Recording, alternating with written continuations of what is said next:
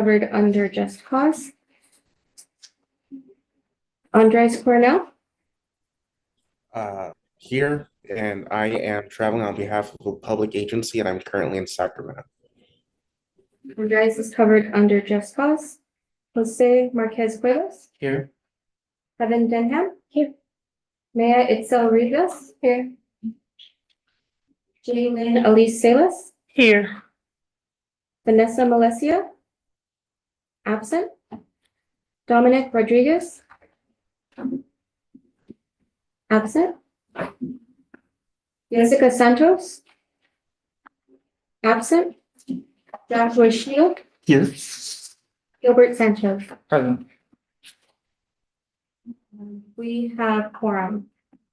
Okay.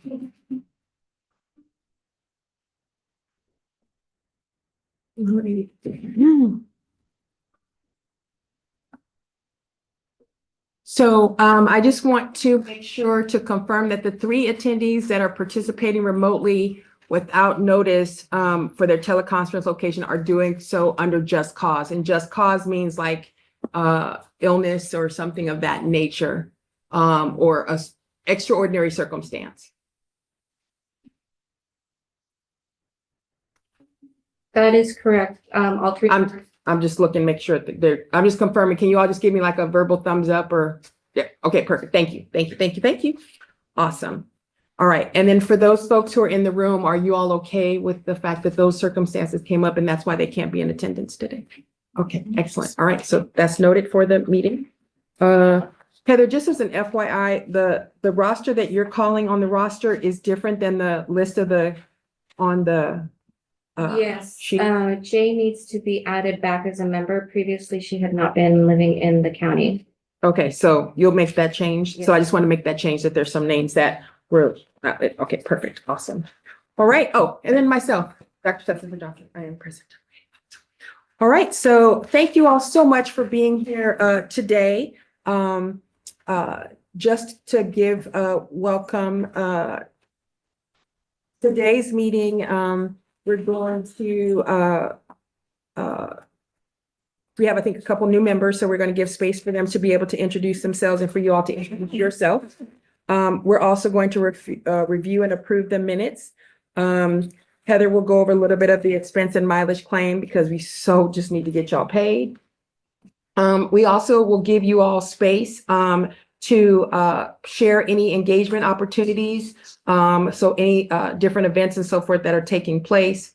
We also want to, as per your old request, we have invited our governing board chair, Vanessa Delgado, Senator Vanessa Delgado, to join us. She'll have to do so remotely. And so that'll be an opportunity for her to speak on her experience as the governing board chair and for you all to engage in a question and answer session with her.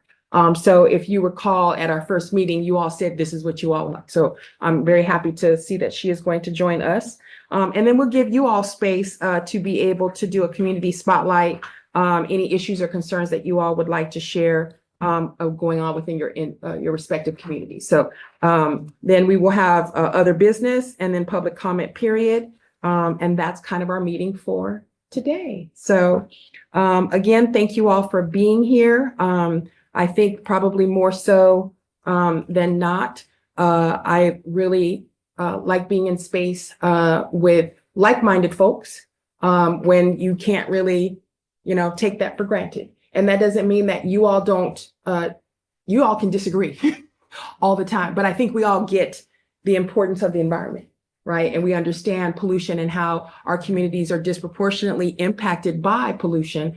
And so to be in space with you all today, in all honesty, gives me a centering and a sense of what did they say? Je ne sais pas. Like, I don't know how to say it, but it's just literally like walking in this space just made me feel better automatically. So we can do Fight Club too. Like if y'all want to argue on stuff, but that's not what that is. It means just to be able to be in space with folks who get what you get. And so I'm just happy. So thank you all for being here today. And so that's kind of sort of introduction. Again, our division, for those folks who are new, I am Cesar Johnson, Dr. Cesar Johnson. I am the Deputy Executive Officer for Community Engagements and Air Programs here at South Coast Air Quality Management District. What our division does is twofold. We literally provide opportunities for our agency to increase their cultural competency skills about how to interact with the community. You cannot take that for granted. When I first arrived to our agency 4 years ago, I was tasked with doing that. And what we found is that although we had a great deal of folks who had PhDs and doctorate degrees and master's degrees and had engineering degrees and all these technical degrees, what we were lacking was a real knowledge of the community experience. And so there's a book called The Color of Law, which I think we gave everybody here. When we provided that book to several staff, about 70 to 80% had no idea what redlining was, but yet they were working in the field. And so working in this area. And so to that point, one of the reasons why our division now has YLAC is because we're seeing where the gaps in letting people know about this is happening in the educational field. So when you arrive as an employee into this agency, if you've had a higher education degree and you've never heard of redlining, that should tell you what's happening at the higher education.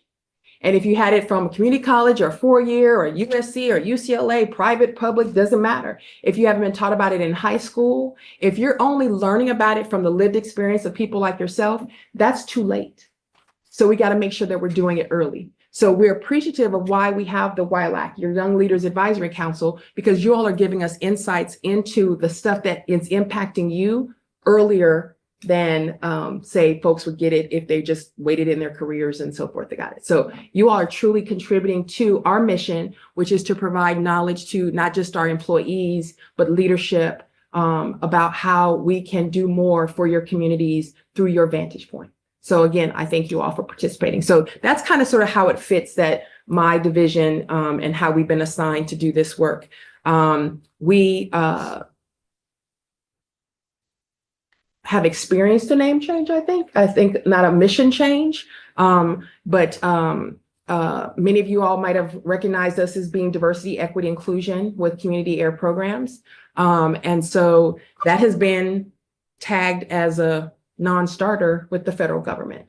And so because that has been tagged as like something that is named as illegal discrimination, of which it is not, and we will go into any spaces to be able to say the programs that we have created are not intended to discriminate against anyone, but to educate everyone.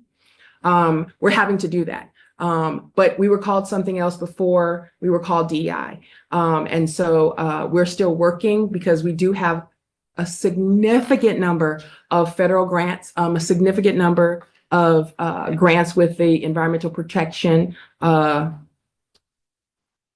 What does the EPA stand for? Environment Agency. Agency. Yeah, they've made so many changes. My apologies. That's not shade. That's not shade. Don't anyone take the shade. But the EPA, so the Environmental Protection Agency. And so we're really trying to do our best to be able to still do the work, but recognize that there's now federal laws that are prohibiting the language that has been utilized before. So again, we continue to be about community engagement. So if anyone said, well, why is it different? That's why it's different, because we don't want to have a fight about that fight. We want to fight the fight. And the fight is for clean air. So we're continuing to do that. So if you notice the name change, that's kind of sort of what that is about. All right. So if we can, we're going to move on to introductions. And so I think we have some new members we have some new members. And so we want to give the floor to you all first to be able to introduce yourself, what organization you're representing, what county you're representing, and anything you'd just like us to know about you. And so can you all raise your hands if you're on the virtual screen so that we can pick you to go first to introduce yourselves? Come on in. Heather, you noticing 2 more people just came in? All right. So, let's see. Who's going to go first on the screen? One of y'all. There we go. Thank you for your volunteerism, mandatory volunteerism. So so go ahead and introduce yourself, your name, organization, where you represent, and maybe why you chose to join YLAC. Yeah, so I am a returning member. My name's Andres Coronel. I represent Riverside County. I'm a part of several nonprofits, primarily focused on recreation and education. And I'm happy to be here. I wanted to join to make sure that the Coachella Valley, which is where I'm from, I'm even wearing palm trees right now in Sacramento, to remind folks that the valley still exists beyond our palm trees. And I just wanted to make sure that the Coachella Valley and eastern portion of our state gets recognition. So thank you for having me. Thank you. Okay. Roxy, are you new? You're not a new member.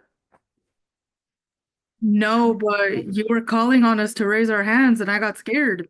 No. It's for the new folks who just joined between the last meeting. So it's Oh. folks who joined between now and the last meeting. Okay, I'm Gotcha. All righty, we have folks in the room, so go ahead. Hi, my name is Jalen Salas. I'm representing Riverside County, and really why I wanted to get into this is kind of to like merge environmental and political issues that people don't really see how they go hand in hand, and kind of just to like a lot of people don't know about things. So our thing here is to educate people so that they can be aware about the things going on. It's not that they don't care; it's just that they don't know. So, yeah. Welcome. All right. So, oh, yes, go I'm ahead. also new. I'm Maya Rivas. I'm also representing Riverside County. I was interested in this position initially because right now I work kind of in this hybrid position in Long Beach as a California Climate Action Corps fellow. And we're so close to the port and there's so many semi trucks around us, big rigs. And, every problem is not isolated. So that got me interested in how that impacts the Inland Empire, where I grew up, those communities. So, yeah. Welcome. Thank you. Hello, everyone. My name is Elizabeth Zamora. I'm representing Los Angeles County, but I live in Southgate, so that's Southeast LA. I wanted to join because there's one person that's passionate about environmental justice. It's me. I just graduated Sunday from Cal Poly Pomona in GIS. It took me 3 hours to get here on transit because I'm devoted to alternative methods. And in Southeast LA, a big issue is mobility. Car dependency is heavy everywhere, but if I have to wait every 40 minutes for a single bus just to connect me to downtown LA and north or whatever, that's an issue. And Southgate's disadvantaged. I didn't find that out until echoing what Dr. Herr Johnson said. When I went to Cal Poly Pomona, I'm doing projects on sustainability, and it's like, wait, I'm disadvantaged too, but this was my norm growing up 27 years of my life, and that's why I want my voice to advocate for everyone. Thank you. Welcome. Thank you. Is there anyone else who is new from the last meeting? All right, so let's start with Roxy. Sorry, what? We need to do public comment after each item. This is still the intros. Yes. So Roxy, if you would like to introduce yourself so that the new people can know who you are, we'll do the folks on screen first, and then we'll go around the room. Hi, everybody. My name is Roxana Barrera, and I am a returning member as well. And I represent San Bernardino County. I first got involved in community organizing back in 2015. And I feel like what really pushed me to want to strive for better air quality was when I had my first son, or my first child actually, in 2018, and he was born with respiratory issues. So I felt like that really fueled my fire to continue this fight. And it's been a long fight, but I was also part of the movement to get the indirect source rule passed. So I'm glad that happened. It was a long fight, and it was a lot of hours that were put into that, a lot of stress, but I'm glad that, South Coast Air Quality Management District heard us and did the right thing. And yeah, I'm still continuing this good fight because unfortunately San Bernardino County has really bad air quality. And yeah, so I just want to make sure other kids are not born with respiratory issues, because that is a norm now, unfortunately. So yeah, I'm glad to be back and happy to meet you all. And I hope I meet the new folks in person soon. Well, for the next meeting. Thank you. And then is it Salvatore? Sylvester. Hello.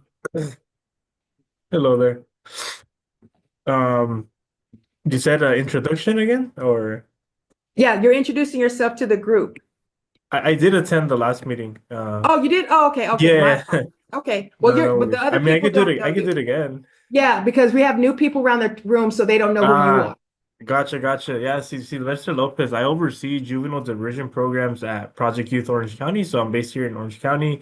I grew up in Santa Ana, which is known to have some of the worst air quality. I myself have really knew nothing about air quality, how to measure it. I downloaded the app since the last meeting, so I've been using that to get a better understanding of kind of what a day-to-day changes are. Overall, I am more concerned with trying to find ways that I can implement this form of education onto the youth that we on the youth and the families that we serve here. So trying to find just ways to get this information out to the public and make sure that they're aware of the options they have in advocating, and then just more preventative factors too. I know I learned about preventative factors such as wearing a mask and N95, the smoke, the fire. So just learning best practices and helping out the community here. Excellent. Thank you so much. All right, so we'll go around the room. Gabriella, just introducing yourself so that we have new folks around the room. So your name, which, yeah. So, hi everyone, my name is Gabriella, and I'm actually from Southgate as well. So it's nice to see another fellow neighbor in the surrounding. And yeah, just looking forward to work with you all. And air quality is it's a constant. Addressing the needs. It's not a one-time fix. So yeah, just happy to be here. Hey, hello. My name is Joshua Shield. I am from San Bernardino County, and I am really excited to share this space with you guys. I've been here for quite a while. I started as a governing board intern a few years ago, and being here and working with CESA has really opened my eyes to how much more dynamic different community issues are, especially in our area, and how it interfaces with pollution, right? I'm still learning, but I'm really excited to work with all of you guys to understand more about the issues as a whole that we all face as a greater community. Hi, everyone. My name is Emmanuel Cruz. I'm from the little city of Cudahy. I work in spaces of immigration and housing, and how being here, I understand more that it's an interconnected issue. And yeah, just hoping to see more ways how we can outreach to the communities about air quality. Hi, everyone. My name is Jose Marquez Cuevas. I am from Riverside County. I'm a new member as of this year, but my main goal is just to kind of like educate myself on the issues, just to bring back home. And just like Andres had mentioned, I also kind of like community organized regarding immigrant rights. So I know the Coachella Valley has a predominant like immigrant community, and so just making sure that those voices are upheld as well in terms of environmental justice. So. Hello, my name is Gilbert Sebastian Sanchez. I'm a returning member. I'm a master's student at UC Riverside and also a member of the Society of Hispanic Professional Engineers, where we are giving young engineers in the undergrad program an opportunity to apply their skills they're learning to engineering projects that that promote sustainability. We recently had a competition. We went up to Sacramento and we actually won an award. We designed a solar powered boat, mostly undergrads, and we're very proud about that. I'm Heaven. I'm a second year PhD student at UC Riverside, and my research focuses on urban emissions. So I focus on ammonia, nitrogen oxides, all the greenhouse gases and whatnot. And I research in all the 4 counties, but I'm specifically focused mainly on the Inland Empire issues. I am Shirley Rivera. I am a creative civic engagement associate at Public Matters, which is a small creative studio for civic engagement. So most of my work has been around East LA, which is in the 98th percentile of pollution burden, because we have all the major freeways. And so That is how I got involved. In environmental justice. I was a member for East Yard for a long time and did green zoning with them. And now I work a lot with like pedestrianism and active transportation because of air pollution. Okay. Hi, everyone. My name is Alexander Goitia. I'm representing Los Angeles County. I'm from Huntington Park. Cudahy, Southgate, Southeast LA. I'm a physics student, a master's physics student. I'm converging my interest with environmental justice somehow. I'm gonna figure it out, but I'm here mainly to learn from everyone here, and I'm very excited to, be here. Make it happen. We could not be here today without the staff to support the YLAC, and so I'm gonna have Heather introduce herself, and then we'll go around the room. Hi, y'all. I'm Heather Lynn Pomeroy. I'm the assistant to Dr. Cesar Johnson, and then I'll pass it down to my colleague over here.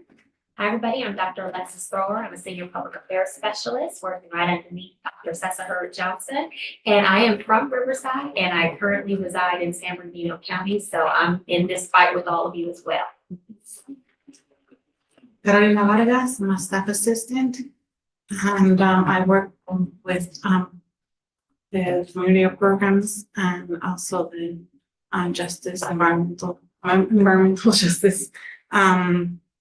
So let's see, I'm from Argentina, and I live in Fontana. Good afternoon, everyone. My name is Josephine Lee. I'm one of the attorneys here at the district, providing legal counsel for this group. I'm very excited to be here and inspired by hearing all the great work that you're doing. And I live in Orange County. Hi, everyone. Good afternoon. My name is Cassandra Johnson, but I do go by Cassie. I am a senior public affairs specialist with community engagement and air programs. And primarily my role is to help develop and implement some of our justice education initiatives. Hello, good afternoon. My name is Paula Service and I'm the senior office assistant for C. Oh, where do y'all live? Oh, I live in Moreno Valley. Pretty much have been there my entire life. And warehousing is kind of an interesting topic over there right now. Same thing with Cassie. I live in Ontario and I live right next to Amazon, and there's also a Rivian warehouse over there. There's a lot. They're still putting more warehouses. So yeah, the roads are really bad. I neglect to say, I'm from Inglewood. What's up? And I just went to my old neighborhood. I went to Morningside High School, and I don't know if you all know anything about Inglewood, but they've just added yet another stadium. So they're tearing down one of the two high schools in Inglewood. So there's only going to be one high school. And trust me when I say they're not close. And so the high school is 74 years old. But just to see how much economic growth meant the destruction of community devastate me. So, but currently I live in Paramount, but I'm from Inglewood. What's up? All right, thank you very much. And so thank you very much for everyone for introducing yourself and to give us some perspective of how you are showing up here today. So I think this is at the time which I will call for any public comments for anyone online or anyone in the room. We have a 3-minute limit to our public comment for the introductions. Any questions? No public comment in the room. No hands raised. Okay. All right. Next up, we have review and approval of our minutes. The minutes were provided to you all. And so with any from the February 19th meeting minutes. Apologies, Dr. Sessa, the minutes are not on the agenda packet. So they were provided to the membership prior to the meeting. I think people are looking at them. Yeah, the minutes right here. Oh, then it's just mine. Mine's special. Yeah, no, you're special. They all have them. Yeah. So yes, they were provided ahead of time. And so meetings. Do we need a motion to approve the minutes? We need I motion. And tell me your name again. Emmanuel. Emmanuel. Second, Gabriella. Got the second? Okay. Any comments, questions, concerns, or discussions around the minutes? I guess one thing that I would add to it is, as we're doing this process, we recognize the process for approving our minutes means that we share our minutes with members of the the administrative committee. And so at the end of every time we approve minutes, we will forward those to the administrative committee for their review. I think in the past it's been done on an annual basis, but we found that not to be sufficient because that's kind of sort of means that we only get an update once a year. And so we want to make sure that we give an update on what you all are talking about to the administrative committee on a quarterly basis. How often this group meets is how often we will share those minutes with them. So our minutes are up to date and approved by the administrative committee. But these minutes will go as a standalone I want to think it'll be probably the August meeting because they'll be pretty quickly here. So that's just a part of the process. So y'all to know, we're going to do that more frequently. All right. All those in favor of approving the minutes as written, please signify by raising your hand, either virtually or in person. Right. Any opposed? Any abstentions? All right, minutes are approved. Is there any public comment on the approval of the meeting minutes?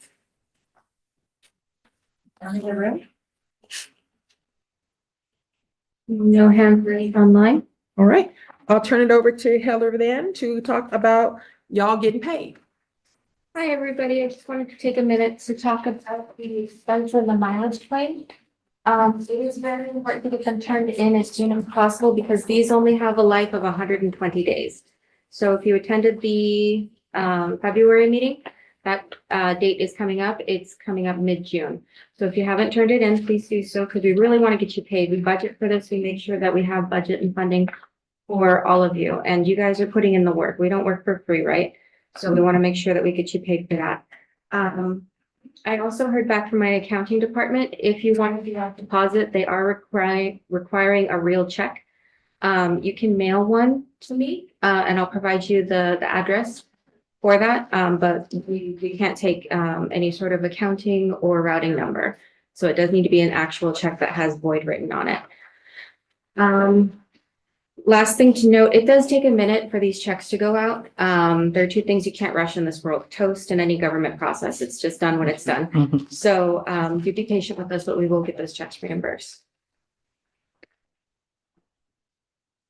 Not to say that is an issue here, but we have experienced something that I would like to share with you all, is that we have had in several of our AB 617 communities, community steering communities, what they have shared with us is a hesitancy to submit documentation for obvious reasons. And so I just want to say that out loud, is that there are people who want to still stay involved in the community, but have expressed anxiety and fear about providing documentation, financial information, for fear of what that meant in terms of inviting the government into their pocketbook. We've also heard from some folks that they also are hesitant to require being paid for their time because it might throw off their financial obligations, sometimes associated with housing. So these were things, to be honest with you, I don't think a lot of people are aware of when you're not having to deal with that. When it's not your reality, you don't have to deal with it. That's the purest definition of privilege, is you don't have to worry about something. So what we've been experiencing is people we're not spending as money on some of the reimbursement processes for some of our communities. Some people are just not requiring that, but they're still doing the work. And so it's just something that we're just struggling on how to deal with. So I wanted to name it.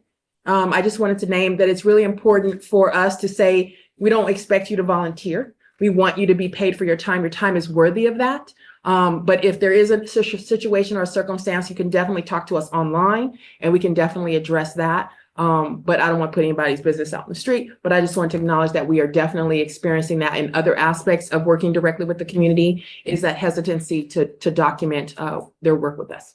So anyway. All right. So if there is not anything else where I want to open it up for public comment, because I just said some stuff worthy of public comment.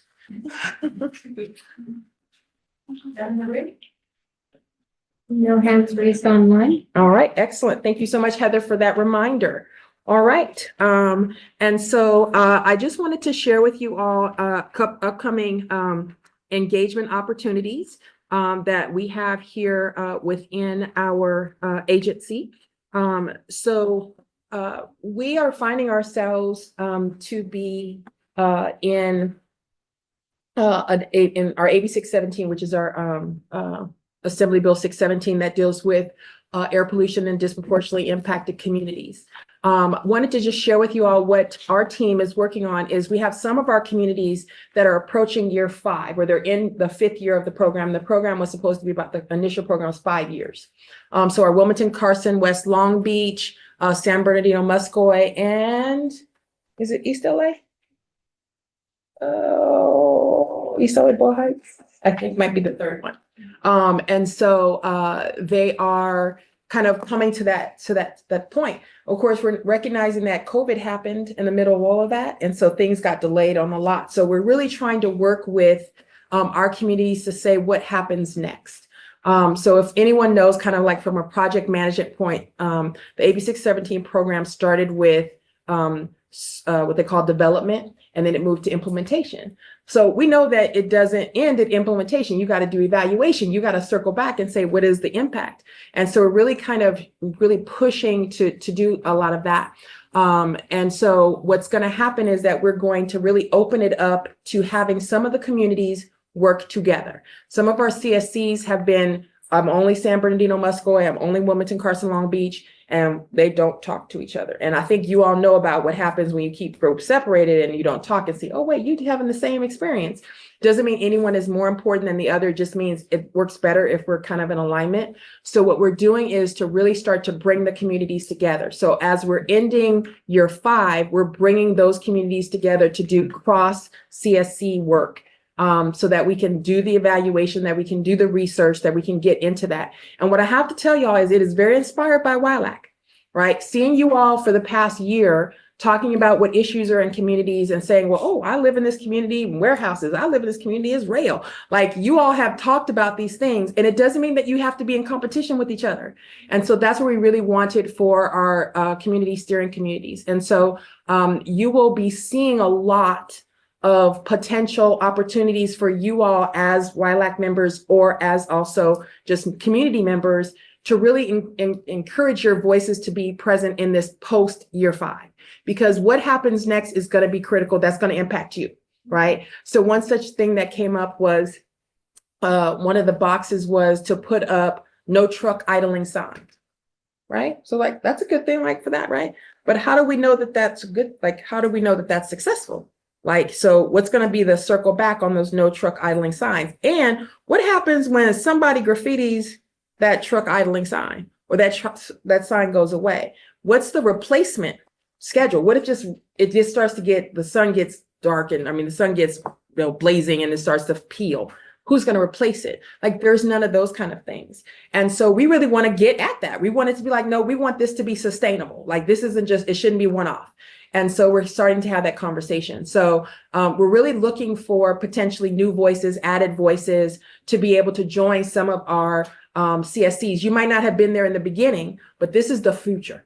What's going to happen next? And so many of these communities you all are a part of, right? And so I definitely want to encourage you all to just kind of be aware that we're going to start doing that. And even if it's not you, because you're a part of YLAC, your organizations that you might be part of, colleagues that you might be a part of, for them to be able to be in this fight. I got to tell you, not to say that we aren't appreciative of the folks who are there, but the issues that are right now, not the issues that were 5 years ago or 4 years ago or 3 years ago, but what you all project to the future is why we need that lens, your lens in these spaces, right? And so we're going to be looking for those opportunities for potential volunteer or, CSC memberships, those kinds of things for, and then you'll be working not just in an individual community, but across the communities. So that is a potential thing that is going to be coming up.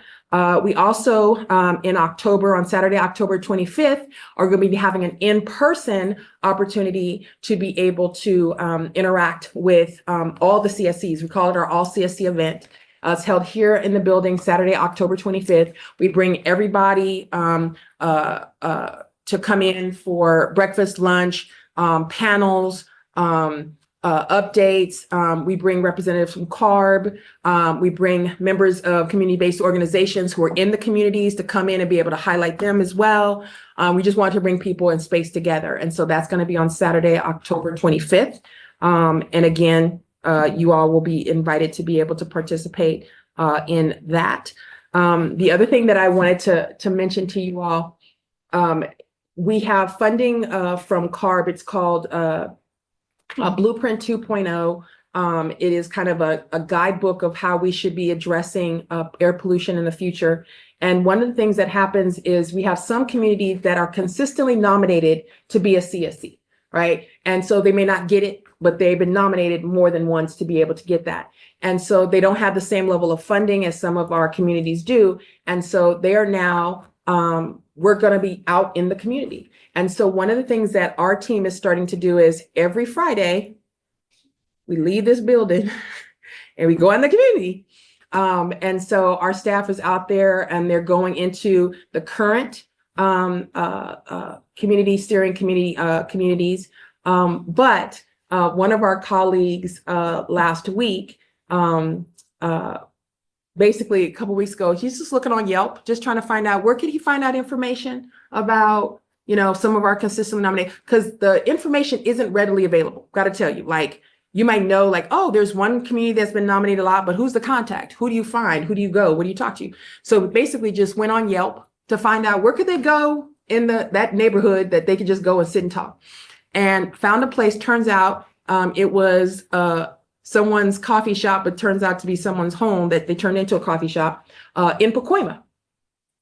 And so, and the person who was running the coffee shop had been in the neighborhood a long time and was able to tell them all that history. You know, there's that one person in everybody's neighborhood, like just know everybody's business. And so it turns out that was this person. And so talked to our team. So we had about a team of 6 people who were going through and plotted all the places in which they could go. And it turns out a lot of the fire debris was taken to Pacoima.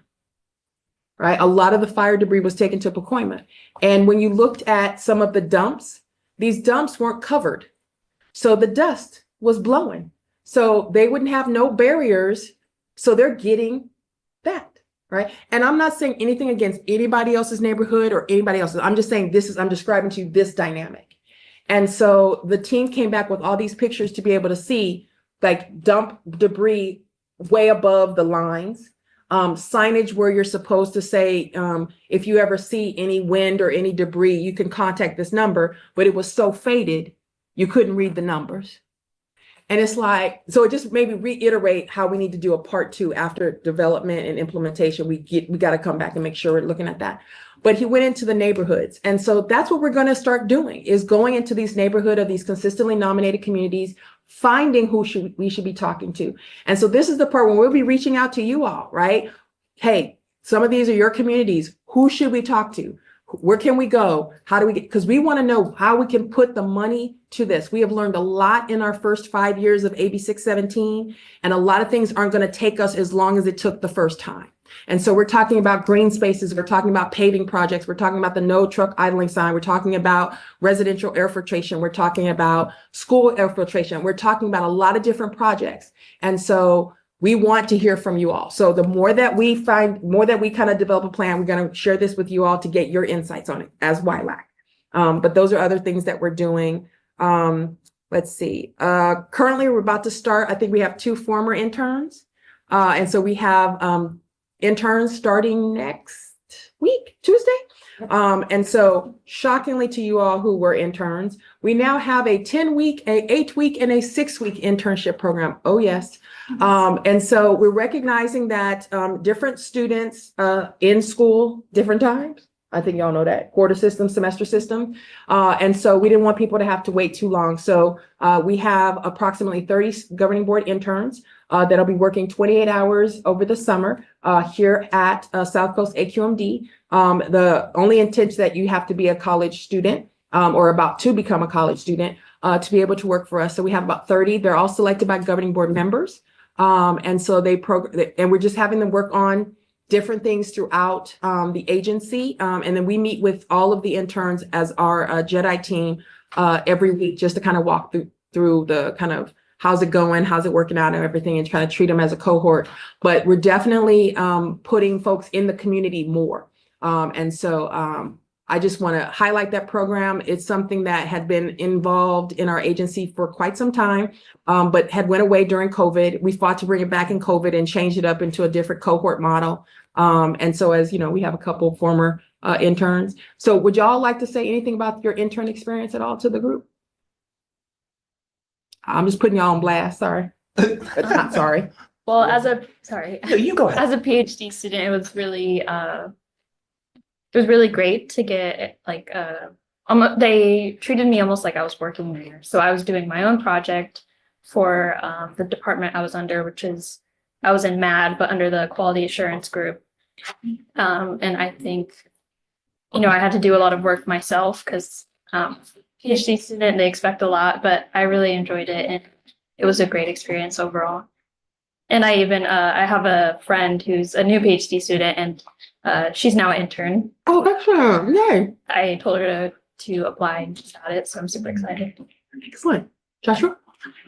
The internship program is probably one of the biggest springboards into understanding what I want to become, the space I want to occupy, and also an understanding of how my own passions can become involved and actually applicable to start helping people. I'm not sure if I'm at liberty to discuss the most recent update about my work. Well, you have a time and community spotlight, you can. Perfect. There we go. But it's really an incredible opportunity to actually get into and involved with how the things you have learned can become implemented in a way that can actually really help people. Staff, if did anything else, the upcoming engagement activities that we want to share with the group? Right there. It's not really an update to share, but more like just a note that in the past we've shared with you the EPA Region 9.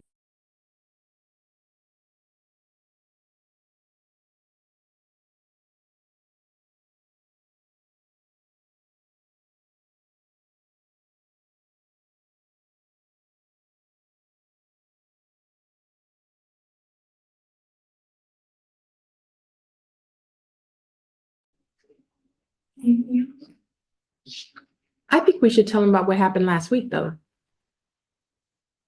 Oh, I'm looking at you all, Alexis.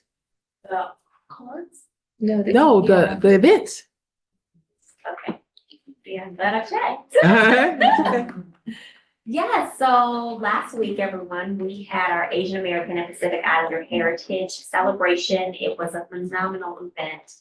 And we had 221 complete, like staff members, participants stop by. That's huge for the district. Because it really speaks to our efforts to ensure that we are boosting that cultural competency, like Dr. Sessa said at the very beginning.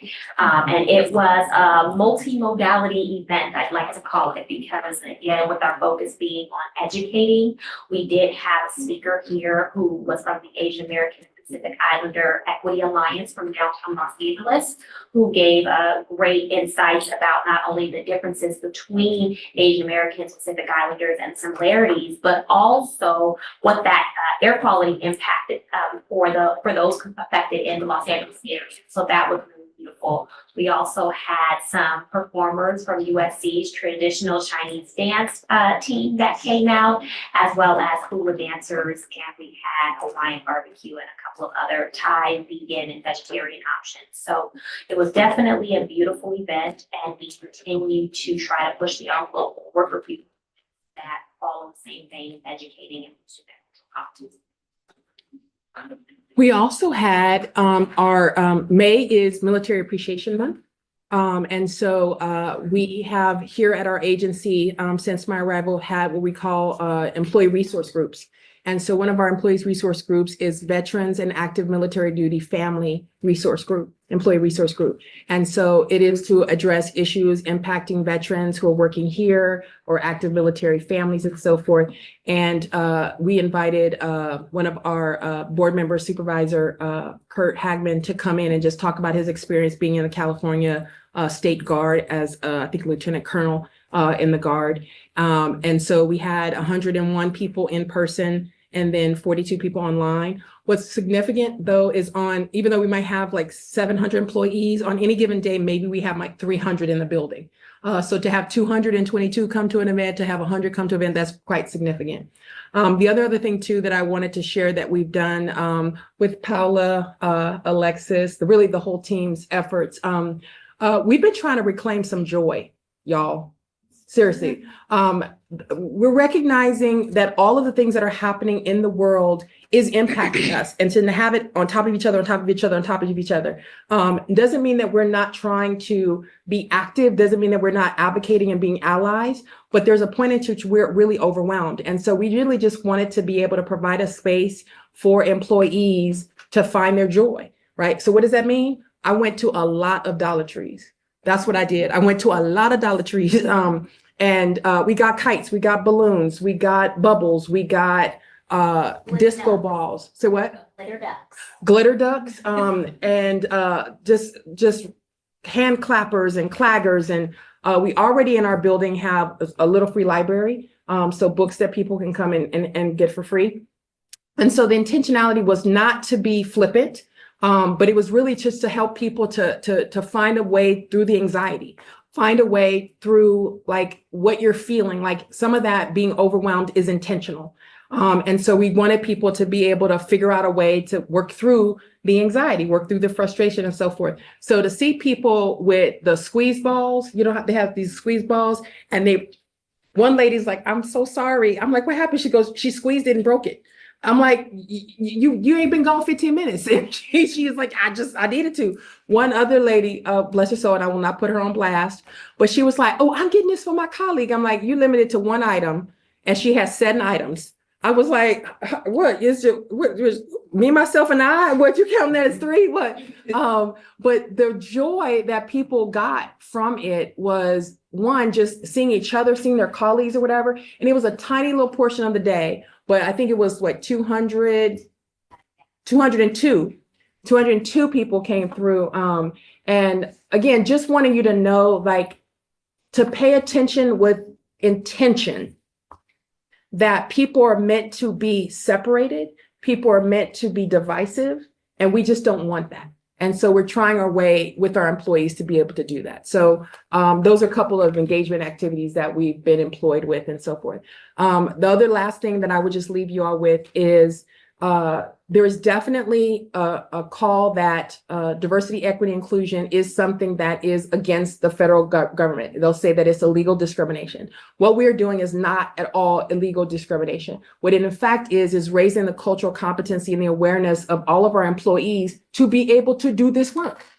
When you don't know, when you're not in the neighborhoods, when you don't have the connectivity to the communities, how can you possibly understand their vantage points? And so by doing these events, that's what we're trying to do. So what Alexis pointed out, Dr. Thorough pointed out, was we are truly including education in these events. So we don't want anybody going like, they just having fun. No, we're not. They're getting schooled. They're getting very schooled. Like, okay, you know what happens when you don't disaggregate data amongst Asian people? People get a lot of misinformation. And so when you don't see the diversity in the Asian community, that is a problem, right? And so that is important to be able to. So we're not shying away from those conversations, right? But it is a thing, you know, because right now a lot of people there's executive orders that are saying these type of programs or certain kinds of programs should be reported and all of those things. So we just want to be very careful that we are not doing anything illegal, but we are educating people about the community issues and needs. But those are things that we're doing. So very proud to see the work that we're doing. So yes.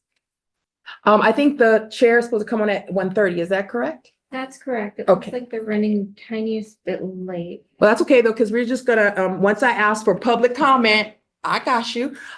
So is there any public comment, either online or in the room about the upcoming or past engagement opportunities that our justice, education and development initiatives team are working?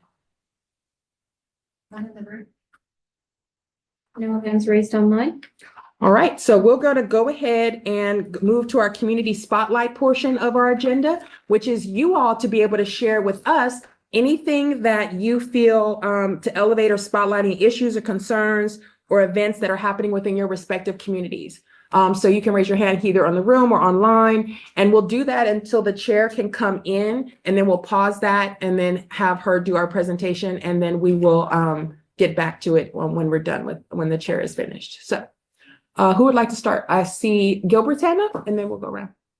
Okay, so I made a connection with an on-campus group. They're called the Intelligent Transportation Engineers. They are the local chapter of the national organization who gather engineers to do projects, mostly engineering, transportation engineering, with the express purpose for sustainability. Obviously, we do not want trucks and large vehicles in our communities, and they are pursuing different projects to kind of network to give engineers opportunities to solve those issues. I actually personally invited the president of UCR's chapter, Pranay, and I'm hoping he will have the opportunity to talk more about his group in the public comments period after the community spotlight. I saw a hand over here. Yeah, so I wanted to highlight an event by Asian Pacific Islander Forward Movement, along with East Yard and a couple other, or Active SGB. They're doing a community conversation called Connections Along Our Corridors, and it'll be a community conversation on good movement, health, and environmental justice on Thursday, May 29th from 1 to 2:30 p.m. And they'll have panelists from the San Gabriel Valley, from South Bay Port, and a representative from East Yard, talking about the ports in Long Beach and East LA. And so in some of these, if you all have that information electronically, if you could forward that to Heather, she can make sure that all of you all can get that information. That's appropriate, right, Josie? Like they can forward the information for an event? Yes, you can contact Heather directly. Heather will send it out. Okay, excellent. Thank you. Heather. Just where the reply alls. Yes. That can be considered having a meeting outside of the Heaven and then Roxy. Yeah, I just wanted to raise almost sort of a community concern or ideas that have been raised within academia, looking at air pollution across the region. I met with someone from USC, and he does a variety of work, including like epidemiology work and also with like air quality. But he put into words what I've been thinking about is what makes a community under monitored. And I know that's sort of goes hand in hand with the AB 617 issue. Even in my research, I've been looking at the frequently nominated communities and seeing, how are you going to choose those communities? There's so many, and there's a lot of issues. And, how do we make sure in the future, that there are the right communities being chosen, essentially. And that's still a question on a lot of researchers' mind, and it's a hard one to answer because we can't just insert ourselves into communities. But yeah, I just wanted to raise the question to everyone, what makes a community under monitored? How do you look at that? Do you look at data? Do you talk to the communities? How do you quantify that? And I would even venture to say now, like there's been the dismantling of some of the federal research information. I think you all were aware, like very quickly soon, like they were changing data sets of like what you can say in terms of gender. And so when you eliminate some of those things, I think there's a huge generational loss. And then there's always the issue around researcher bias. and how that plays into how you even get the information and get the data. So when communities are invisible or communities are silenced, that contributes to that lack of research, lack of information moving forward when so much is geared toward, well, research says. But if you're not seeing, then there's no research. If you're not, the people that are impacted, then there's no information for you. So I hear you.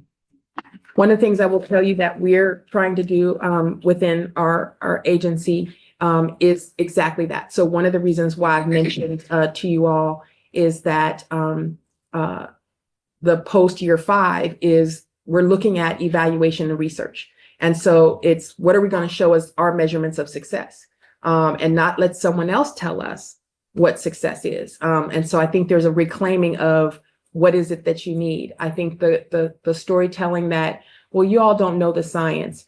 Someone who's lived in these neighborhoods for their know the science, live the science.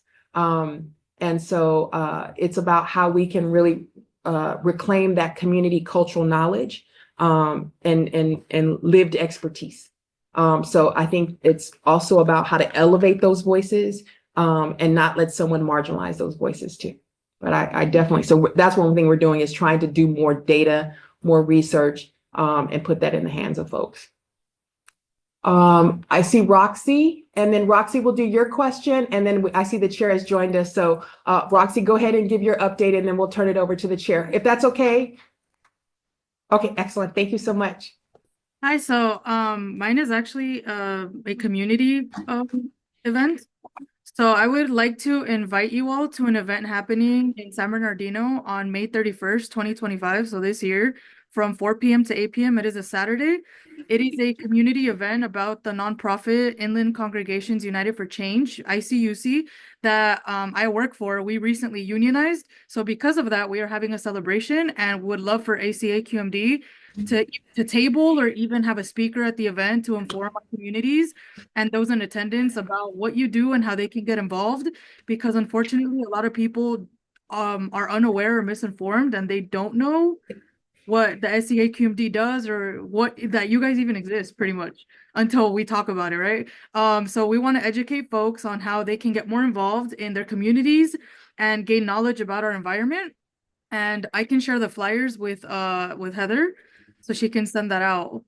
But when is the date, Roxy? When is the date of the event? It's going to be Saturday, May 31st. So next weekend.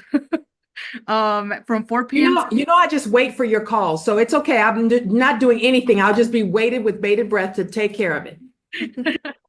But yeah, so if you are available to come out, that would be awesome. We would love to have you. But yeah, some sort of, I guess literature or anything, tabling something just to inform the community about you all. Because unfortunately, yeah, a lot of folks do not know these things. They're misinformed or just unaware of things happening, So we want to get them in the know.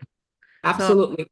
We will definitely make that happen. If you can go ahead and send that information over to Heather, we will make sure to get it to the right folks and make sure that we are present at the event, even if it is next Saturday. So that's not a problem.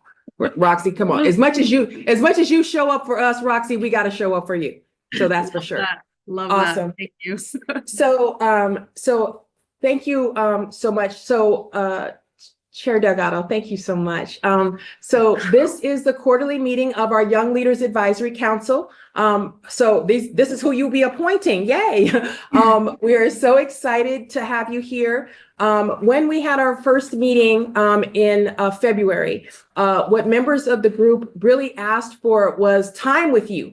Time that you would be able to spend with them, to be able to share your story, to share your expectations. If they're appointed by you as the governing board chair, what are your expectations? What do you want them to educate us about?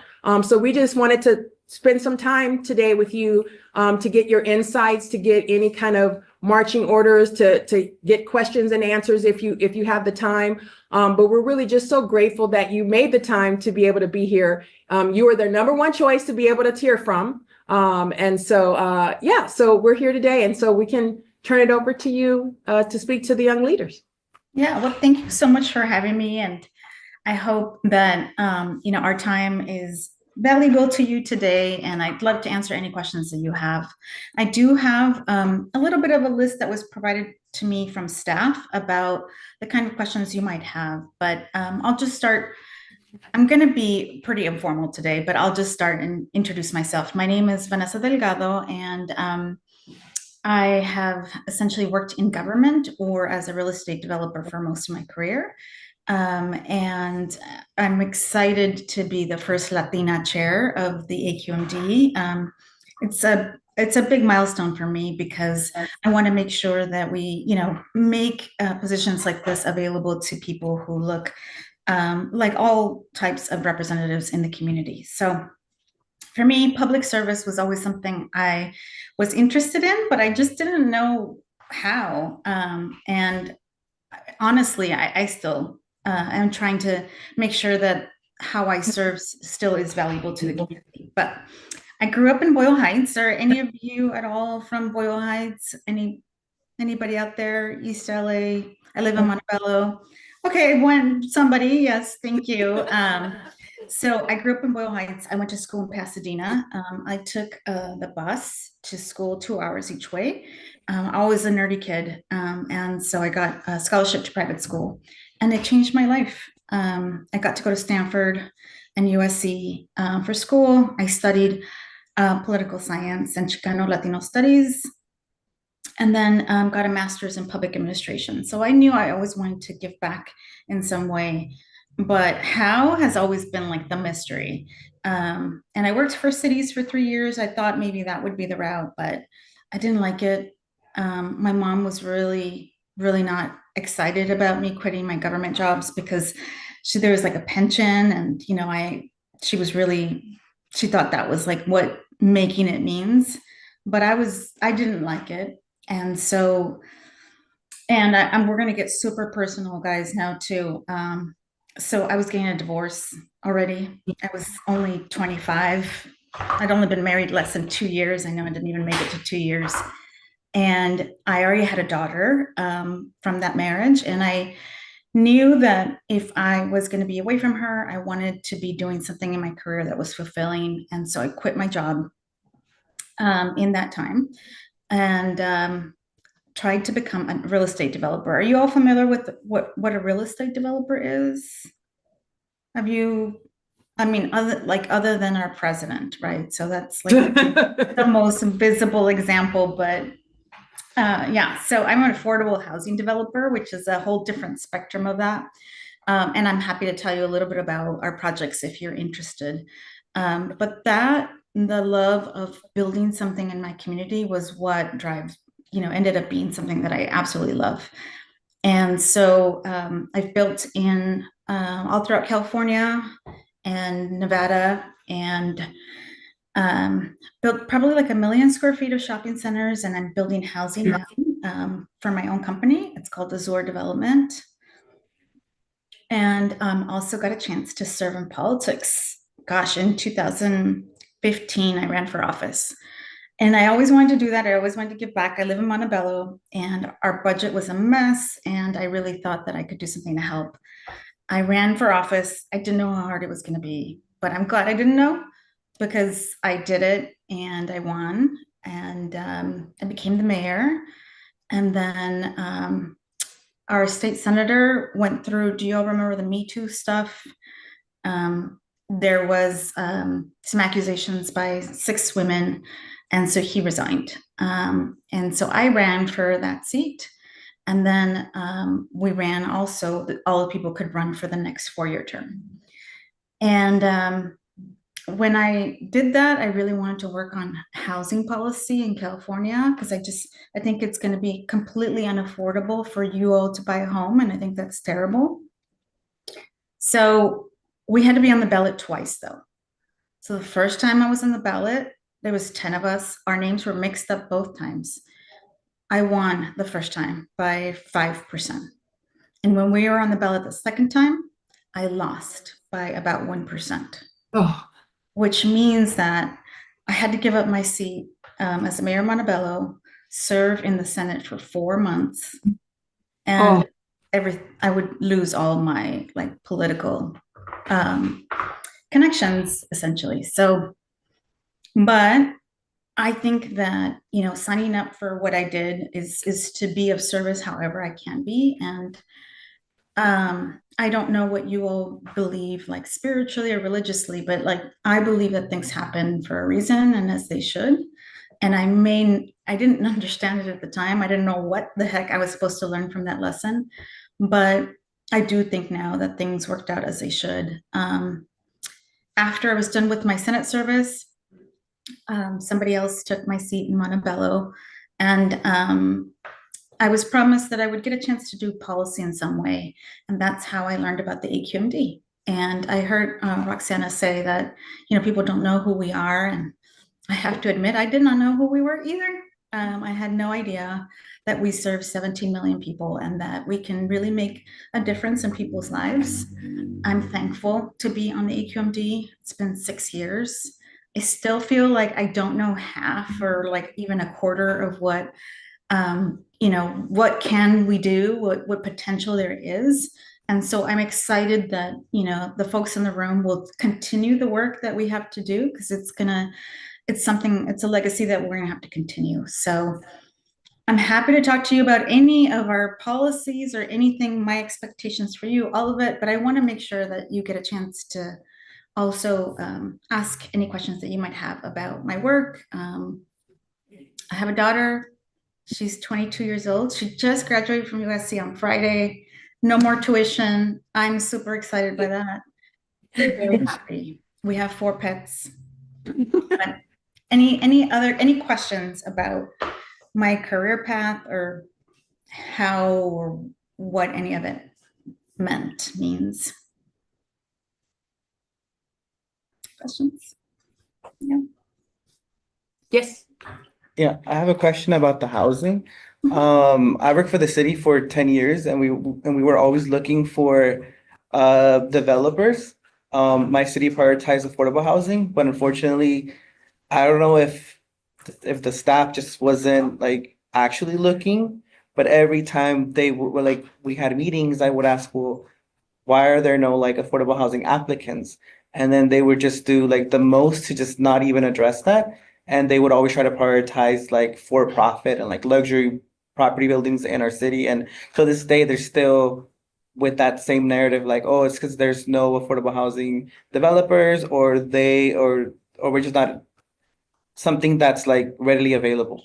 So my And which question. city again? In Cudahy. Cudahy. He's in Cudahy. So my question would be like, how, if the cities fail on contact on that outreach, like, is that something that firms like yours or that's something that you guys take on that, or do you guys just wait to get approached? Because I know it's difficult to find people that are for affordable housing.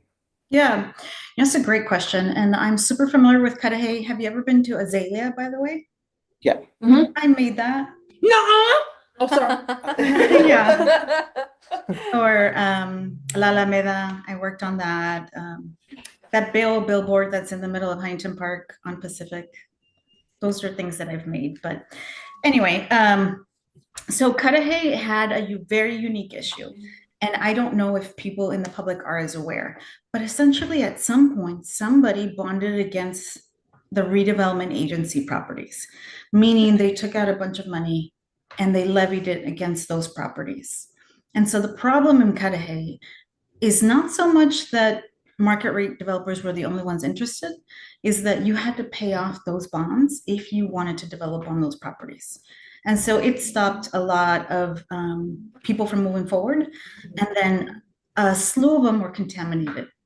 Same with Azalea and Southgate. It was contaminated as well. Almost anything in that area has some groundwater or soil impacts. And that's because of the uses that were present at the time. And so you have to have the wherewithal to be able to get through those things. And a lot of nonprofits are hesitant to enter into that, but it was a property that was for sale and I'm blanking on where it was, but you know where all the vacant lots are in Cudahy.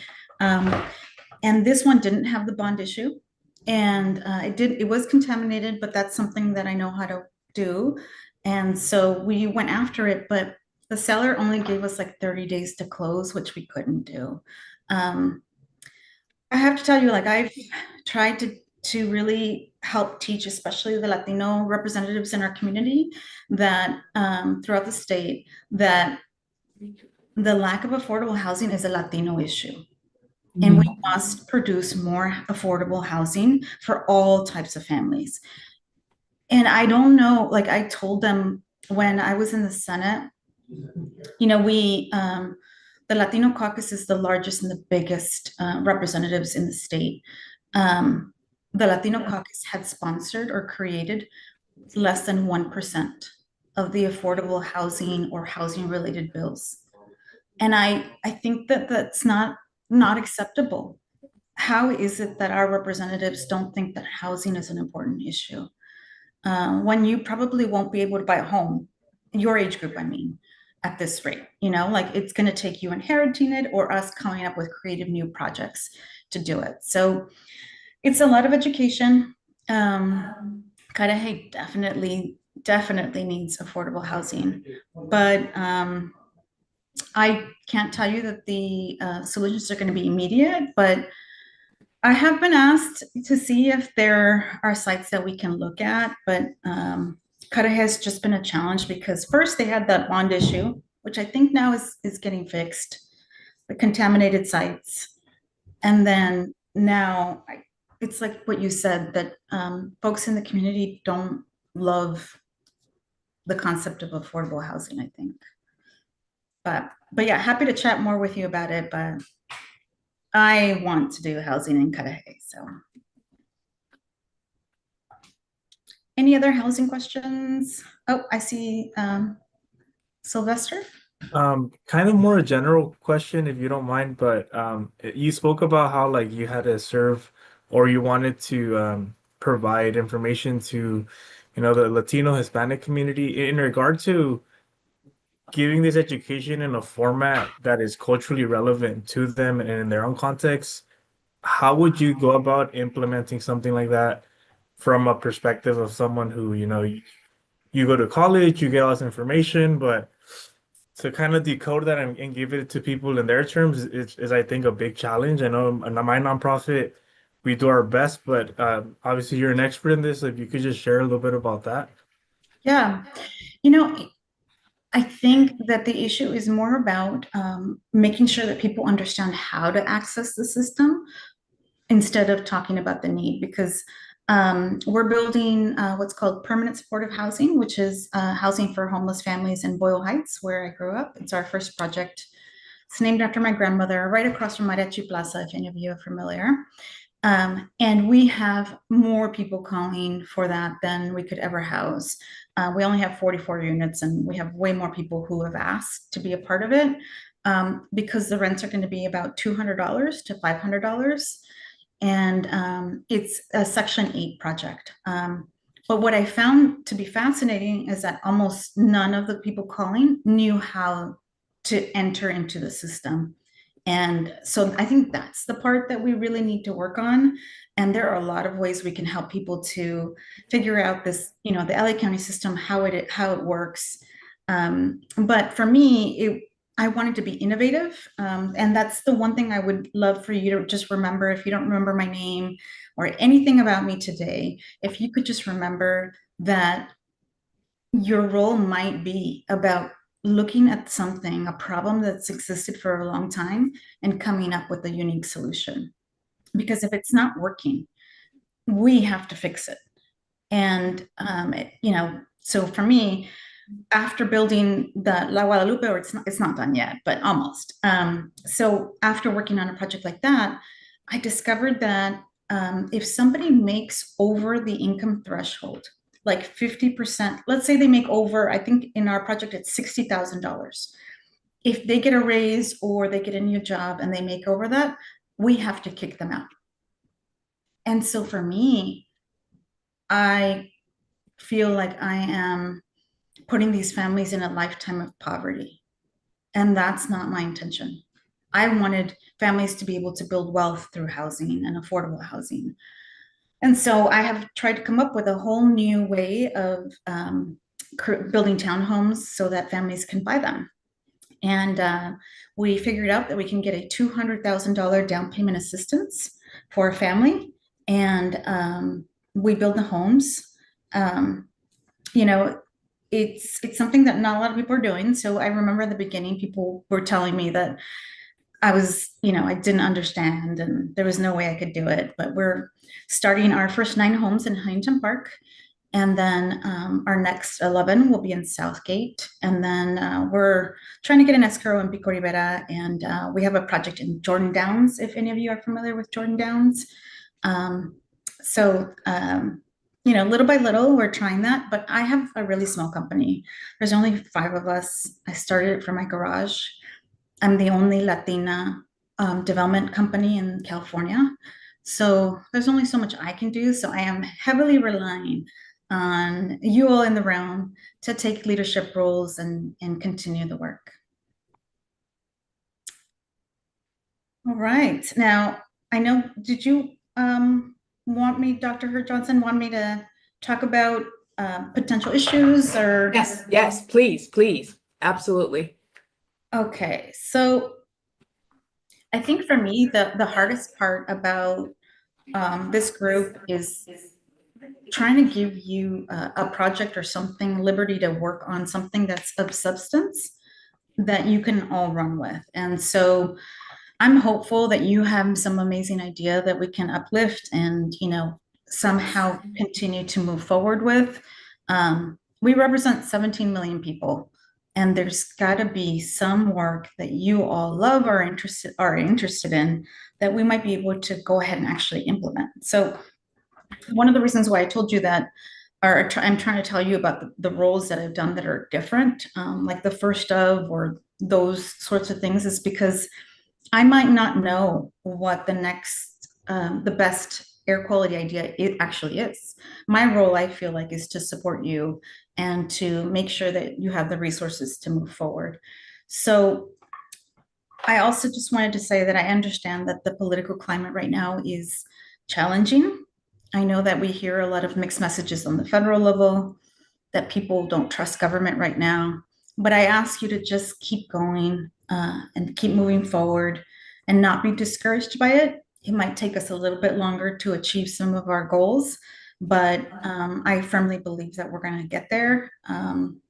I don't know that I'm going to be able to accomplish everything that I had thought I wanted to do as the AQMD chair, but if I've, made an impact in somebody's life, then that's enough for me. So I hope that you seriously consider coming up with an idea or some measure that you as a committee can do, or ways that we can make this committee better for youth moving forward. I want it to be worth your time. And so whatever that means, I'd love to hear about it.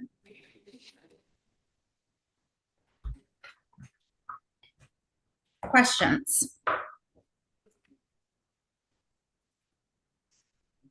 Anything? There's one hand in the back from the public. Are we able to take that or? Public comment at the end. At the end, okay. So I can just offer one thing, Chair, is that one thing that we have been talking about is definitely raising the level of awareness of YLAC members with agency just protocols and information and procedures and so forth. We're making sure to kind of share our meetings now that we know that we're going to provide the meetings on a quarterly basis for the YLAC meetings minutes to be able to better educate admin committee and so forth. But we were definitely talking about providing opportunities for YLAC members to be engaged with, AB 617 communities, CSCs, also to be involved with the WAM and CAPES program in the schools, to potentially also, we have 2 former interns who are actually on YLAC right now. And so we're definitely looking at being able to infuse their thoughts and processes. So I think there might be hesitation just because they're still knowing our organization and how we operate. But through these meetings, we're trying to make that kind of sort of dissipate. But we're definitely seeing that their voices can be in those spaces where we have more community engagement.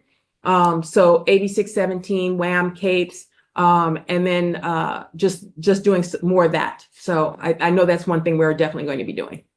Oh, that's wonderful. Yeah, no, I think that's a great place to start. And I think that our app can be something that's much more interactive and useful. And your generation, I think, understands that way, way more than, I don't want to say older. Yeah, but that's what we are. So I think that might be a great opportunity to continue to grow that if you have time to look through that.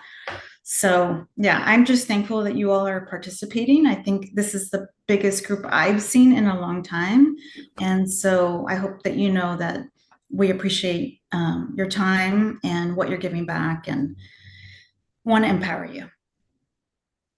I'm sorry, I neglected to mention there, we were also just talking about, CARB has funding for the consistently nominated communities that aren't in AB 617. And so we were just talking about that before you arrived today about involving this group in some way to make sure that we're connected to those consistently nominated communities as well, because we don't necessarily have the funding for AB 617 fully in a community, but if there are projects that can be developed in communities, we want to make sure that we're connecting with those community-based organizations. So we were just talking about having YLAC be that link to some of those CBOs and some of those consistently nominated communities as well. Joshua, did you have your hand up? A little bit on that note. I was curious if it's within the scope of South Coast AQMD to potentially propose ideas like infrastructural support plans, especially for our AB 617 communities, and like working through ideas of how we could continue to maintain the infrastructure we have developed with AB 617 communities that will be moving out of phase potentially if they are not renewed or other funds are liberated. And by infrastructure, do you mean physical or administrative? Can you tell me a little bit more about that? I would say both physical and administrative. In particular, physical aspects such as ensuring that there is funding that exists to maintain infrastructure that will degrade over time in the communities we have established. Investments are not only the original purchase and installation of them, but also the maintenance of them to ensure their longevity and service to their communities, right? Yeah, no, that's excellent. That's one of my main policy priorities is infrastructure. That's been guiding my work over the last 2 years. Because, a lot of times when we're exploring these rules, we hear pushback about the power grid is not ready to go all electric, or I can't get an electric car because there's nowhere to charge a fast charger in my community. And I think they're right. I think all those things are valid. And so I feel like it's incumbent on us as a public agency to start that movement. And so where we can, we've been looking at infrastructure as one of our priorities. We've been talking to the ports about an initiative there to kind of originate a lot of alternative fuels there and bring that technology through where things get delivered, because you see the main impact of air quality issues from the port delivery system. So it goes right through the 710 communities and then into San Bernardino. So it impacts all of our district. And infrastructure, I mean, it's going to be billions of dollars, but that is kind of what we're totally focused on, is how can we really begin to fund some major infrastructure to get us to, an electric future or other alternative fuels for like the ships and all of that. So that answer is not solved, but it's starting. So I feel like, that is something that we need to keep top of mind for like at least probably the next 20 years, but it's a huge issue. Yeah. Any other questions y'all have? Any? She's tough, she can take it. Kevin?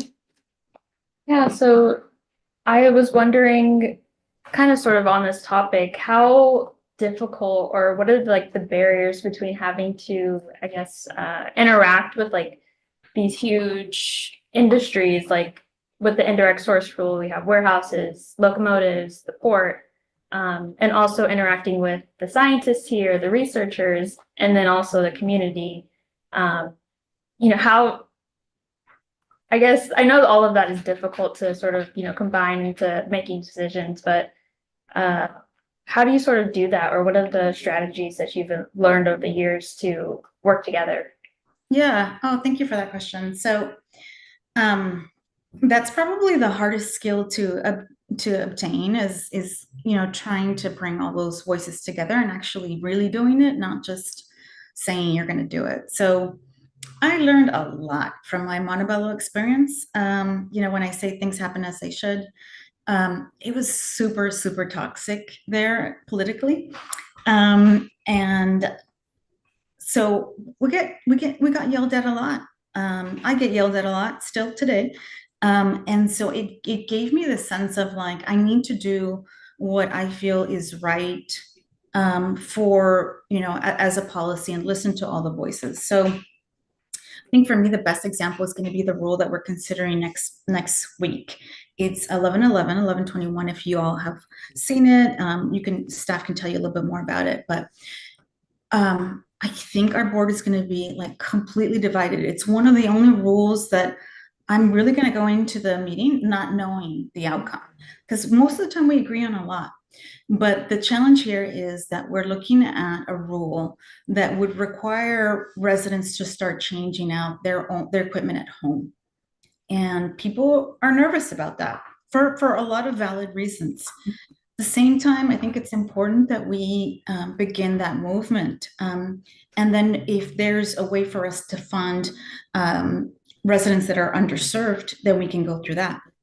But we started with that rule a certain way, with a certain timeline, and we came out, we have a whole different rule. It looks completely different, meaning you have a choice.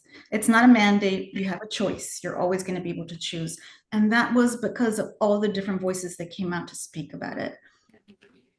And I always kid around and say that I try to create policy that makes everybody a little unhappy, but that's what keeps me sane.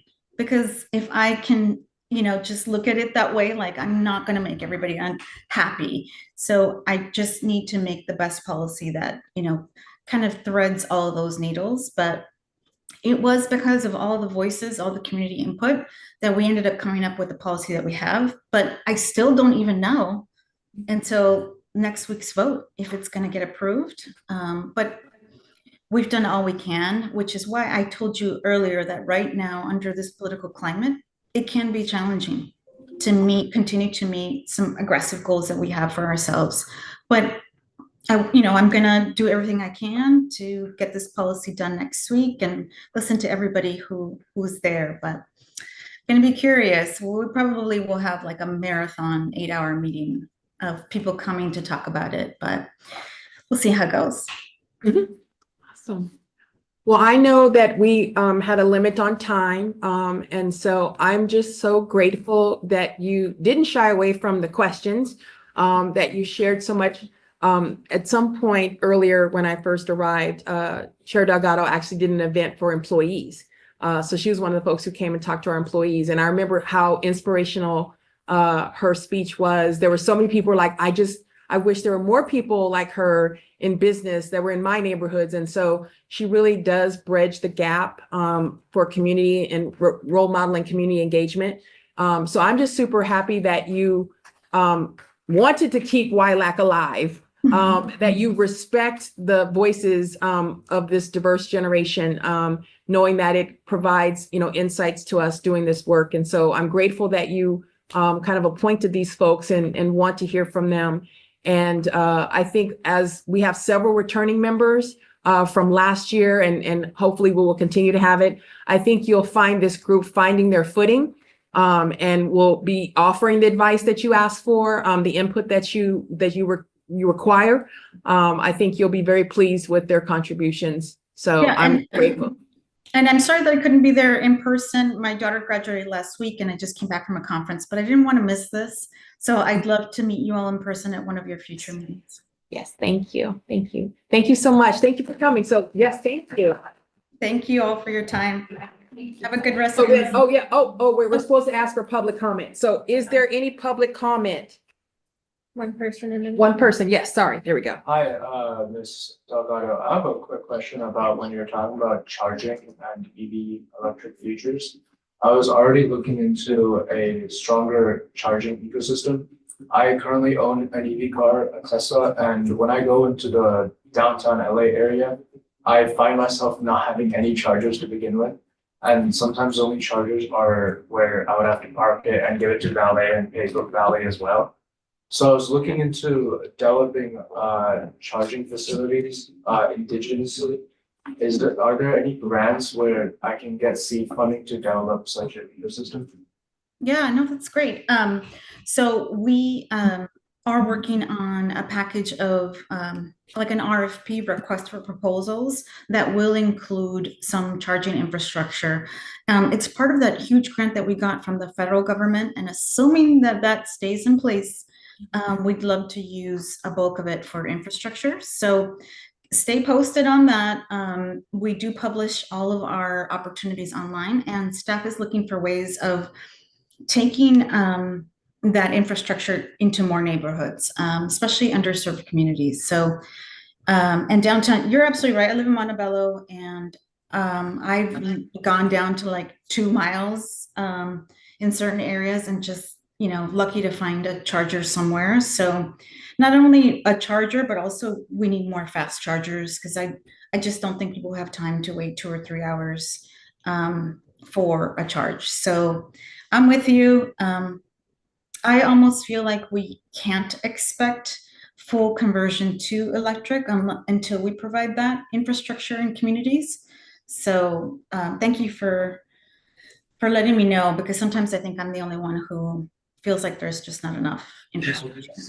I do see sometimes when we go more into the more higher income areas, yep, the supercharging level is much higher. I've seen like 350 kilowatt chargers, and I charge my car in like 30 minutes, 0 to 100. And I've only seen that in like Burbank or Pasadena, but never in these areas. Even I'm from Riverside, UCR, and I still have to go like 2-3 miles away from my home city to charge my car for a cheaper price as well. So it's a fine line of finding the right timing to charge with cheaper costs. So I think the best way is to attack the problem at its core of generating the electricity before we can build the ecosystem to be more efficient. Yeah. And that RFP is going to be kind of allowing for creativity as far as like what we call temporary infrastructure. So that means something off grid for the next 10 years or so, just in case getting power from like an Edison or a public entity is not going to be possible in a short time frame. Is what could we do? What alternatives are out there to explore how to get infrastructure in more places? So that'll happen as hopefully as you evolve into the committee, you'll see some of that actually start taking place. Are there any other public comments online or in the room? Not in the room. No hands raised online. Thank you so much, Chair Delgado, for being with us today. Yes, thank you. Thank you. Congratulations. Congratulations. Okay, So we want to circle back to any community updates, any spotlights on anything that you all would like to share with the larger group. Oh, I just had another thing. So my lab group, we're doing work in the Coachella Valley. Since my group is working on the California climate change assessment for the inland desert region. And one thing I've heard about AQMD's interaction with the Coachella Valley is sort of residents there have a distrust or a fear. And one particular story I heard was with air quality monitors in schools. Residents would get, alerts, the air quality is really bad, and it would sort of scare parents, and they didn't know how to sort of work with that. So the community kind of decided they didn't want air quality monitoring. And so I'm wondering, I don't know how to bridge, between informing residents and not scaring them, or how AQMD does that. Or are you still working on that? And whatnot. So 1000%, we are still dealing with mistrust from the community. It is generational. I will have to say, what we are hearing from community even now is to be shocked that the federal government is doing things takes privilege. Like, how many of y'all are shocked? Like been there, done that. We know this. This is like to have to be shocked by some of the stuff is like, so a lot of people are feeling like this is just the same old. But so they're not surprised by it. So I would say to you, the more that you all can offer your perspectives, I think one of the things that we've heard from this group before is to not just go to the community meetings, go to the churches, go to the libraries, go to the community centers, go to the laundromats. You go to wherever the community comes together. Don't go through your judgment of like, we shouldn't have to go there. They should come to us. Like, that's one huge mindset that I think folks can have. And it's not just an agency mindset. It also could be a generational mindset of if they have a complaint, they're going to call 1-800-CUT-SMOG. Or if they have a complaint, they're going to come to the board meeting. The board meeting is on a Friday in Diamond Bar. Like, to get, like, it took you however many, like, they're not coming to complain like that. And so the more that you all could truly, I tell my team this all the time, don't go to a place of should. Don't think that someone should know this. You're talking about people who haven't had to know it, so then they don't know it. So for you all to provide that vantage point to this group so that we can do this work, so that we can share it to the board, that's what we need from you all. Tell us how to do this job differently for your generation, right? You all have a vantage point that we don't have. You have been literally born of this, living in this. No one else, like you, someone transplanted for someone else, like, you know this stuff. So the more that you all can show up and be authentic and tell us like real deal, tell truth to power. That's the advice that I would truly offer, is to continue to tell truth to power and tell us how to do this work, and tell us what success is. We had this one community member in San Bernardino said, the better you do, the more you're going to hear from me. Right? Like, if you do good, you're going to hear more. Right? And that's like, what? No, that's counterintuitive. That doesn't make sense. No, like, I got you. You're now hearing me, so I want to make sure you continue to hear me. Have y'all ever seen that movie? What's the movie where the guy was in prison? Andy Dufresne. What is that movie? Shawshank Redemption? Has y'all seen that, or was that just beyond y'all? That's just beyond y'all. Okay. Anyway, he basically, in that movie, he kept writing for books. He kept writing for books, and they're like, God, will you just you're driving us nuts. So then they finally gave him some books. So he said, I'm gonna write 2 letters. And he kept asking, kept pushing. And I'm not saying that that's how you all operate, but you all have been tasked with giving your perspective. Like, that's literally what we need. That's why I like this group so much, is because you are literally supposed to tell us what we need to know to do this work for your generation, right? And the fact that they're recognizing your generation, they don't oftentimes do that, right? You know, they back in the olden days, you know, I mean, y'all don't know, I don't look my age, but I am that generation, right? And so that people are paying attention to the intersectionality of your issues and your race, your gender, your location where you live, your age, like that kind of stuff is, I think, important for you all to bring that to the table. So continue to do that when we're in this space. Continue to invite us to spaces, Roxy, where we can go and be in the community, because we definitely can do that. So yes, definitely. Did you just give me a thumbs up or the finger? Okay, so I don't have my glasses on, Roxy. I didn't have my glasses on, so I just saw a finger and I was like, Roxy is not pleased with me. All right, gotcha. Yes, go ahead. As you're saying about the invitation and stuff, I know we have our quarterly meetings, but can the invitation to events happen outside of the quarterly meetings? Like, if you send it to Heather and then she sends it out? Because it just, for myself, at least for this event, I just found out about it yesterday. Mhm. So had we not had our meeting today, I wouldn't have been able to share it with the group. So is that something that's allowable? Yes, absolutely. And the one thing that I can truly say is, like, you know, you all just talked about an infrastructure that sometimes exists. Some of our community-based organizations and cities don't have that infrastructure Yeah. to be able to say, okay, we can put this out, we can do this. And so we oftentimes get the request last minute. And if we sit and wait and go, I would have liked to get 3 months notice to be able to, then you're gonna be serious. Like, come on now, folks are on their time frame. Yeah. They don't, and when you're talking about a CBO that isn't a big, huge agency, the fact that you can even get a flyer out sometimes is like, please, let's do that, right? Or sometimes some of the communication is only through text message or it's only on social media. And you got people like, but I don't have social media. What is that? I don't know what the gram is.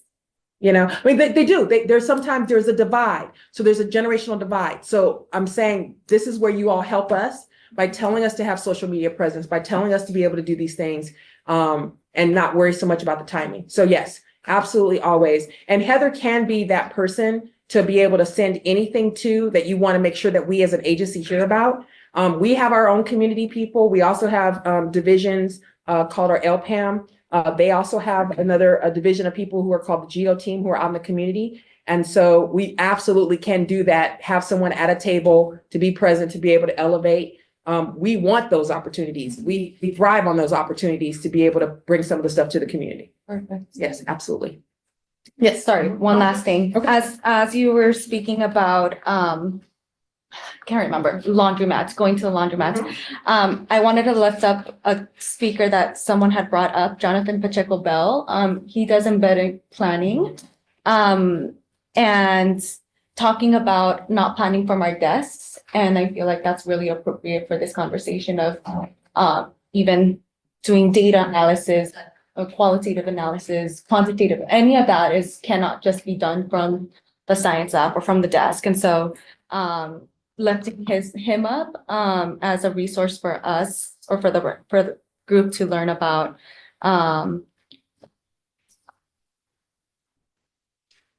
What is his name again? Did you? Jonathan Pacheco Bell. Jonathan. Okay. All right. Excellent. I'm looking it up right now. All right, Gabriela. I just had a comment. I think just part of this discussion that's been brought up is, I think because we meet quarterly, sometimes it kind of creates a strain on like what's keeping us in the loop of what's going on in our community and things we should get to know. I know AQMD has, I don't know if it's like a quarterly newsletter of sorts, and maybe it's something that collectively as a group, I don't know, to work on, but if it's like a little newsletter of sorts that maybe we can like share, like just things that are happening in our community. I think people going back to kind of like that paper kind of source, you know, and like sharing it with folks. And hopefully that just kind of helps share the word on like things that are going on. So you're saying like even amongst you all? Yeah, like something that I think is we're all pretty, I don't know, speak for yourself, like we know what's going on in our neighborhood, creating more of like a different source of media to share it. If it is like not on Instagram or something, but like a little, I don't know. Cool. No, I like it. I like it. I like it a lot. Okay, 1 second. Walter, if you have to go to the other meeting, go to the other meeting. Okay. I already knew. Okay, go ahead. Jose. Yeah, so going off of that, I did have a question. Just given that we are limited to like quarterly meetings as well, I'm just trying to kind of get a sense of like how our perspectives can be put into use into like actual action. And so I'm just trying to follow also the Brown Act as well and making sure that we're not, you know, doing things out of the context. But I was just kind of wondering, is there anyone that we can kind of have a contact that way if we have like some policy measures or like propositions that we want to bring up, that we can kind of go to just so they can kind of take a look, kind of help us edit. That way we're prepared when we have our meetings. That way we have like an action item already available to discuss. Okay, so like policy expert review. Something of that sort, like Right. maybe. So like what give me an example. Like would you talk about like 11/11/21, something like that? Like you would want to get insights on that? What do you mean? Like Right, like if we or can your kind of own like stuff. like if we have like an idea or something to bring to the group, just kind of having like a maybe like a little brief or like a proposition proposal. That way it can kind of be carried over to the administrative committee or the governing board and so. Oh, I hear you. I hear you. Okay, so I feel like there can be that, right? If it's individual, Josie, could they like have a conversation with like us and then we could put them in space with folks? Like that should be not anything if it was just an individual person asking for inquiry. That's not acting out of the Brown Act, correct? If it's just an individual person? Yeah, it's individual. I mean, it all depends on, like, imagine they want to talk to someone from, our rules team, and so it depends on their capacity too. Mhm. Yeah, if individual is fine, and if you do bring something, it should be agendized, and I mean, if we can, to send it to Heather, so it could be part of the agenda, something we're supposed to do in advance, and then it can be discussed publicly with the group. Or it's, hey, we have some ideas, we actually want to hear from LPAM, or not LPAM, it's the. Yeah. Then you can maybe send that request through Heather, and just like we had the chair come today, maybe we can have a member of that division come and share, like, oh, what's our rulemaking process? How do we go through that? And that might be helpful as well. Thank you. I'm in my mind, I'm not trying to give y'all more work, right? We meet quarterly. And a lot of the stuff that you just talked about, to me, when we do, Joshua, Kevin, you remember, we do like an onboarding week, and we kind of give you all a bunch of information all at one time. It's kind of like a part of your orientation when you're an intern. I almost think that we need something like that for you all to get a lot of the knowledge that you need the knowledge first. And if we get quarterly updates from each of these divisions, we got 12 divisions within AQMD. It'll take 3 years for you to be able to get a lot of that information.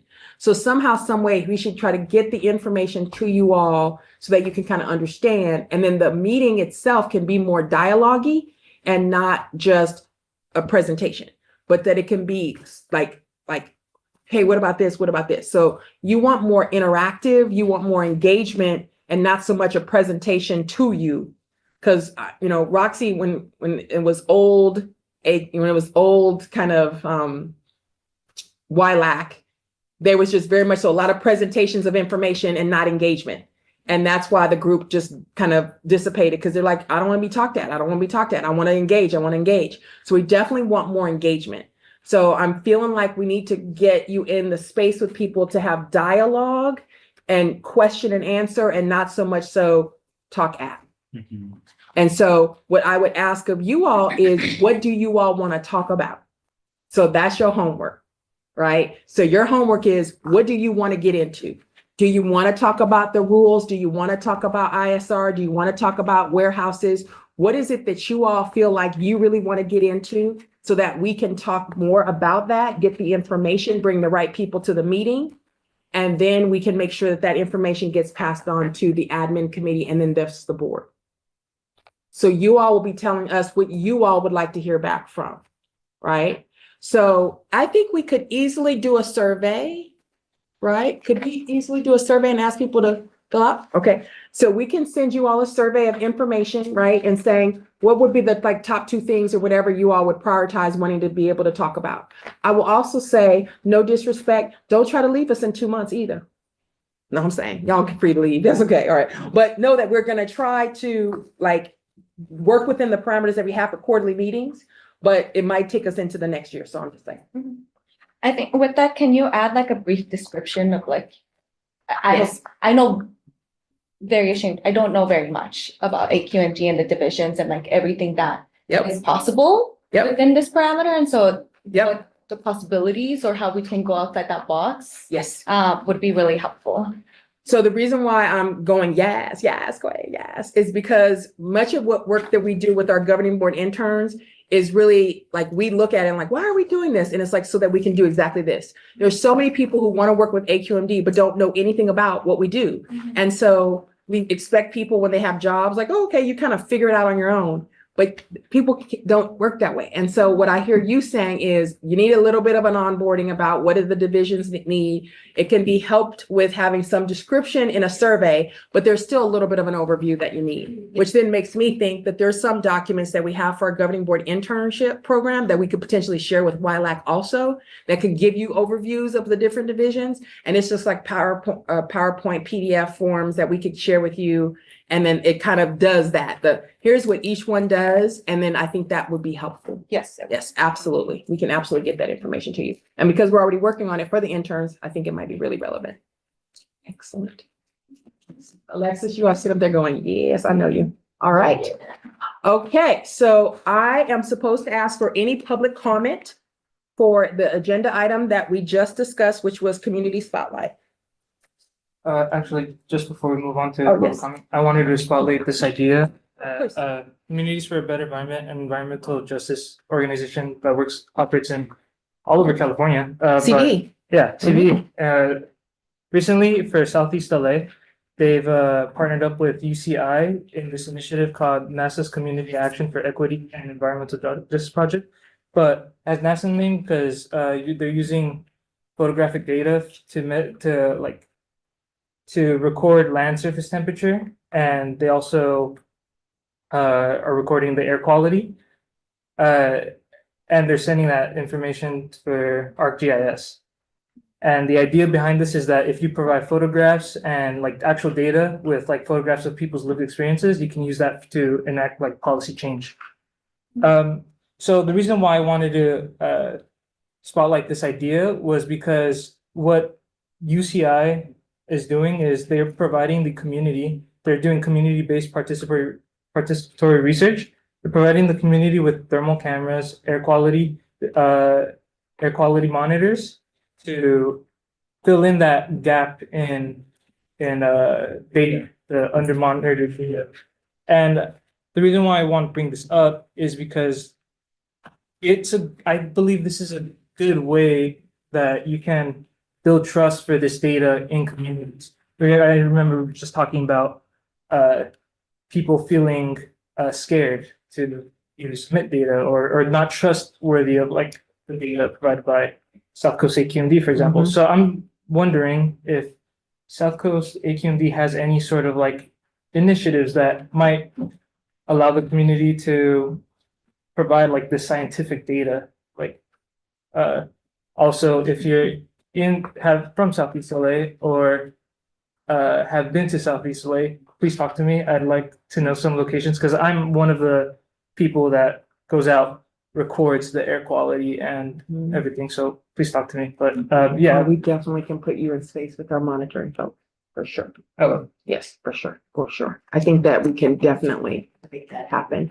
So yes, to answer your question, yes, there's information that our monitoring folks do hear from the community. Yes, absolutely. I think that they will oftentimes have a lot more like, nuances than I would have, right? So it's definitely an opportunity to put us in space with each other. So yeah, we definitely can connect you with those. very cool. All right, so back to any public comment on the community spotlight section of our agenda. No hands raised online.